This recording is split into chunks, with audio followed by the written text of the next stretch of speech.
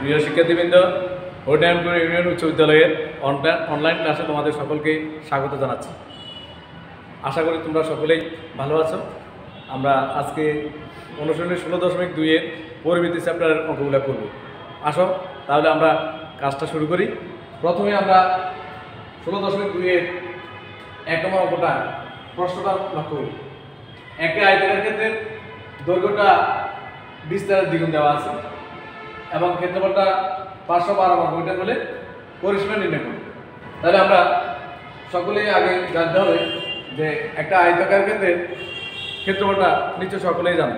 আমরা জানি আয়তাকার ক্ষেত্রের ক্ষেত্রফল হলো দৈর্ঘ্য গুণ প্রস্থ এবং পরিসীমা নির্ণয়ের সূত্র হলো 2 × দৈর্ঘ্য যোগ প্রস্থ। এই দুটো সূত্রের আলোকে আমরা এই অঙ্কটা করব। প্রথমে প্রশ্নের উল্লেখ আছে আয়তাকার ক্ষেত্রের দৈর্ঘ্যটা 20 দ্বারা দ্বিগুণ, দৈর্ঘ্যটা হবে 20 দ্বারা দ্বিগুণ। তাহলে আমরা প্রথমে লিখব যে মনে করি আয়তাকার ক্ষেত্রে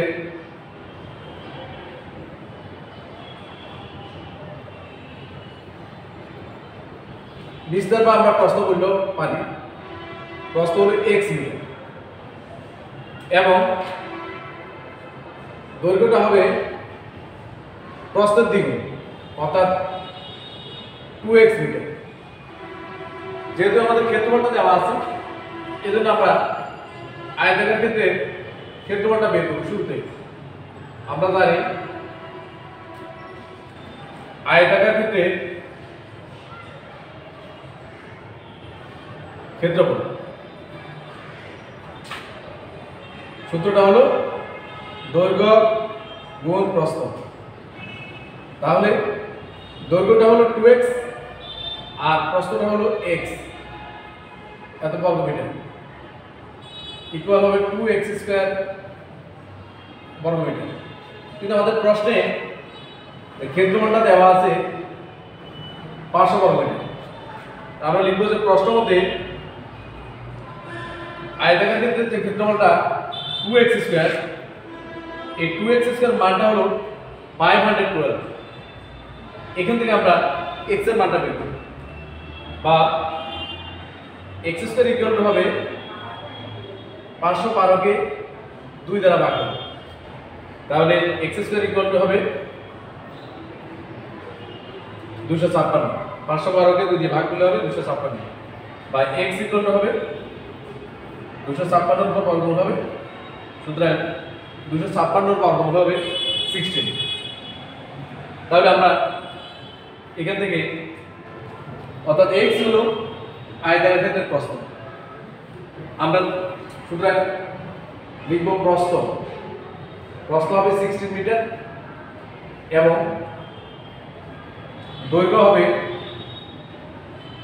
2 × 16 বা 32 মিটার। এভাবে দৈর্ঘ্য আর প্রস্থটা বের করতে হবে। এখন আমাদের প্রশ্নে উল্লেখ আছে যে পরিসীমা বের করতে হবে। পরিসীমা তো তোমরা সকলেই জানো যে আয়তাকার ক্ষেত্রের পরিসীমাটা কি। আয়তাকার ক্ষেত্রের পরিসীমাটা হচ্ছে, তাহলে আমরা জানি পরিসীমা কি করতে হবে 2 × দৈর্ঘ্য যোগ প্রস্থ। তাহলে এখানে আমরা আগে দৈর্ঘ্যের মানটা পেয়েছি কত 32। তাহলে 2 × 32 প্লাস প্রস্থ হলো 16। তাহলে 2 × 32 আর 16 এই দুটো যোগ করলে হবে 48 মিটার। তাহলে 48 এবং 2 এই দুটো যদি আমরা গুণ করি তাহলে হবে 96 মিটার। এটি আনসার আমাদের আয়তাকার ক্ষেত্রের যে পরিসীমাটা সেটা হলো 96 মিটার। এভাবে খুব সহজে আমরা আয়তাকার ক্ষেত্রফল এবং আয়তক্ষেত্রের পরিসীমা যেভাবে বলুক না কেন আমরা সহজে বের করতে পারি। প্রিয় শিক্ষার্থীবৃন্দ, আমরা এখন 2 নম্বর অঙ্কটা করব। তার আগে আমরা প্রশ্নটা একটু করে নিই। একটা জমির দৈর্ঘ্য দেওয়া আছে 80 মিটার এবং প্রস্থ দেওয়া আছে 60 মিটার। ওই জমির মাঝে একটা পুকুর খনন করা হবে। যদি পুকুরের প্রত্যেক পাড়ের বিস্তার 4 মিটার হয় তাহলে পুকুর পাড়ের ক্ষেত্রফলটা বের করতে হবে। তাহলে দেখো যে একটা জমি দেওয়া আছে এই জমির দৈর্ঘ্যটা হলো 80 মিটার আর প্রস্থটা হলো 60 মিটার। তাহলে আমরা একটা নমুনা চিত্র আঁকলাম যে জমির দৈর্ঘ্য হলো 80 মিটার আর প্রস্থ হলো 60 মিটার। দৈর্ঘ্য 60, প্রস্থ 60, দৈর্ঘ্য 80, প্রস্থ হলো 60। এখন এই জমির মাঝে একটা পুকুর খনন করা হলো। এটা হলো পুকুর, এটা পুকুর খনন করা হলো। হ্যাঁ, এই পুকুরের আবার পাড় আছে। এই পাড়ের বিস্তারটা হলো 4 মিটার। এখন আমাদের এই পুকুর পাড়ের ক্ষেত্রফলটা বের করতে হবে। তাহলে পুকুর পাড়ের যদি ক্ষেত্রফল বের করতে হয় তাহলে আমরা কি করব? শুরুতে আমরা যে জমিটা আছে এই জমির ক্ষেত্রফলটা বের করব। জমির ক্ষেত্রফল বের করার পরে এরপর আমরা পাড় বাদ দিয়ে পুকুরের ক্ষেত্রফলটা বের করি। এরপর হ্যাঁ, জমির ক্ষেত্রফল থেকে পাড় বাদে পুকুরের ক্ষেত্রফলটা যদি আমরা বিয়োগ করি তাহলে খুব সহজেই পাড়ের ক্ষেত্রফলটা বের হয়ে যাবে। তাহলে আমরা যেভাবে বলেছি ঠিক একইভাবে কাজটা করি। হ্যাঁ, দেওয়া আছে জমির দৈর্ঘ্য হলো 80 মিটার আর প্রস্থ হলো 60 মিটার। তাহলে আমরা জমির ক্ষেত্রফলটা বের করি। জমির ক্ষেত্রফলটা হবে এখানে 80 গুণ 60। ক্ষেত্রফলের সময় এককটা বর্গমিটার লিখতে হবে। তাহলে 80 আর 60 গুণ করলে কত হয়? 48 গুণ করলে 48 অর্থাৎ 4800 বর্গমিটার। খুব সহজ না? 80 8 আর 6 6 আর 48 আর দুইটা শূন্য করি। খুব সহজে আমরা জমির ক্ষেত্রফলটা বের করলাম। এরপর আমরা পাড় বাদ, আমাদের দরকার হচ্ছে একটা জমির ক্ষেত্রফল আর আরেকটা হলো পাড় বাদে পুকুরের ক্ষেত্রফল। তো পাড় বাদে পুকুরের ক্ষেত্রফলটা বের করতে হলে কি কাজটা করতে হবে? কাজটা করতে হবে একটা করে, যে শুরুতে আমরা পাড় বাদে পুকুরের দৈর্ঘ্য বের করবো, এরপরে পাড় বাদে পুকুরের প্রস্থটা বের করবো। তাহলে আসো আমরা পাড় বাদে পুকুরের দৈর্ঘ্যটা বের করি। পাড় বাদে পুকুরের দৈর্ঘ্য, টোটাল জমির দৈর্ঘ্য 80 থেকে আমরা এখানে উভয় পাশে 4 আছে, এই 4 এবং 4 দুটা যোগ করে বিয়োগ করব। তাহলে 80 থেকে টোটাল 8 বিয়োগ হচ্ছে অর্থাৎ 72 মিটার। 72 মিটার এটা হলো পাড় বাদে পুকুরের দৈর্ঘ্য। আর কি বের করতে হবে? বের করতে হবে পাড় বাদে পুকুরের প্রস্থ। তাহলে পাড় বাদে পুকুরের প্রস্থ, পাড় বাদে পুকুরের প্রস্থটা আগের মতো দৈর্ঘ্যের মতো করতে হবে। অর্থাৎ টোটাল হলো জমির দৈর্ঘ্য 60 থেকে দুই পাশে পুকুরের দৈর্ঘ্য প্রস্থ আছে 60 যোগ 60, তাহলে হচ্ছে 60 থেকে আমরা যদি বিয়োগ করি 60 বিয়োগ 8 60 - 8 অর্থাৎ 52 মিটার।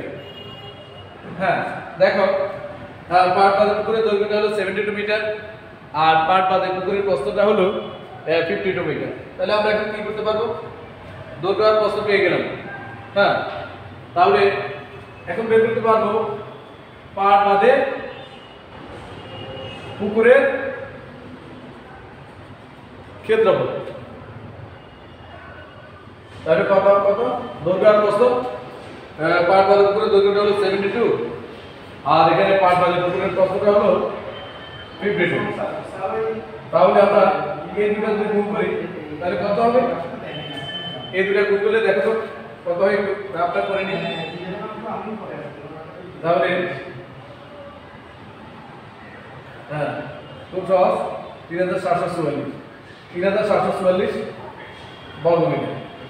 দেখো পাড় বাদে পুকুরের ক্ষেত্রফলটা বের হলো। হ্যাঁ, খুব সহজ। পাড় বাদে পুকুরের দৈর্ঘ্য, পাড় বাদে পুকুরের প্রস্থ আর পাড় বাদে পুকুরের ক্ষেত্রফল। তাহলে আমি শুরুতেই বলেছিলাম যে প্রথমে জমির ক্ষেত্রফল বের করতে হবে আর একটা বের করতে হবে পাড় বাদে পুকুরের ক্ষেত্রফল।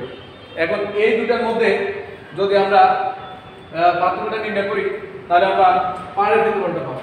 সুতরাং পাড়ের ক্ষেত্রফলটা হবে পুকুর পাড়ের ক্ষেত্রফল, পুকুর পাড়ের ক্ষেত্রফল অর্থাৎ পাড়ের ক্ষেত্রফলটা লিখবো। দেখো জমির ক্ষেত্রফলটা দেওয়া আছে 4800, এখান থেকে আমরা পাড় বাদে পুকুরের ক্ষেত্রফলটা বিয়োগ করব 3744 বর্গমিটার। তাহলে কত হচ্ছে?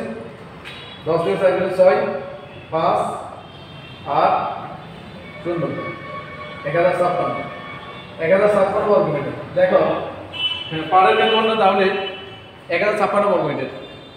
এভাবে আমরা এই ধরনের আমাদের যদি কোনো কোশ্চেন দেওয়া থাকে যে এখানে দেওয়া আছে 80 মিটার 60 মিটার, এখানে এই মানগুলোর পরিবর্তে অন্য কোনো মান দেওয়া থাকতে পারে, তাহলে আমরা নিয়মটাকে ঠিক রেখে এভাবে যদি প্রশ্ন আসে তাহলে আমরা খুব সহজে অঙ্কটা করতে পারবো। ঠিক আছে, তোমরা এই সমস্ত অঙ্কগুলো আরও বেশি বেশি করে প্র্যাকটিস করবে, তাহলে প্র্যাকটিস করার মধ্য দিয়ে তোমাদের দক্ষতা তৈরি হবে। আজ এ পর্যন্তই, তোমরা সকলেই ভালো থেকো, সবাইকে অসংখ্য ধন্যবাদ।